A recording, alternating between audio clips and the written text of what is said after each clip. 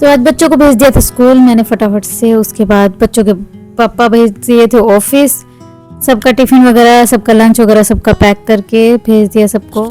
उसके बाद मैं किचन में आ गई थी। सबसे पहले मुझे करने थे किचन में बर्तन। आज मैंने फटाफट से किचन में सबसे पहले बर्तन ही किए थे, क्योंकि रात मैंने कपड़े धोए थे, वो सुखा के आ गई थी मैं। फिर किचन करने के बाद मैंने झाड़ू पोछा कर लिया। फिर थोड़ी देर बाद आ गई थी नियति ने आते ही सबसे पहले गन्ने उठाए, जो कि गाँव से आए थे। गन्ने उठा के थोड़ी देर खाने के बाद फिर इसको जाना था ट्यूशन में, इसको ट्यूशन छोड़ के आई। और हमारे घर के आसपास बहुत धूल मिट्टी हो रखी है।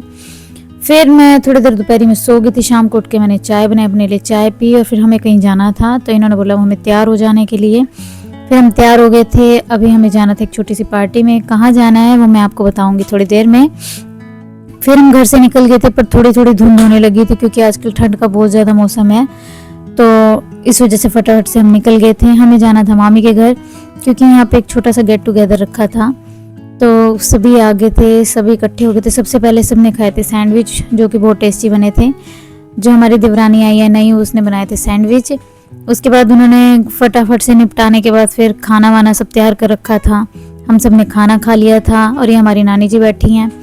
सब ने खाना खुना खा के सब अपना आराम से बैठ के काफ़ी देर हमने बात की थी। पर हमें जाना था घर वापस, क्योंकि काफ़ी देर हो गई थी, बच्चों को सुबह जाना था स्कूल। तो हम सबसे बात बूत करके फिर सबको टाटा बाय बाय करके हम निकल आए थे घर के लिए, क्योंकि रात बहुत हो गई थी और धुंध बहुत ज़्यादा हो गई थी। तो इस तरह से आज का दिन हमने स्पेंड किया। मिलती हूँ अगले व्लॉग में।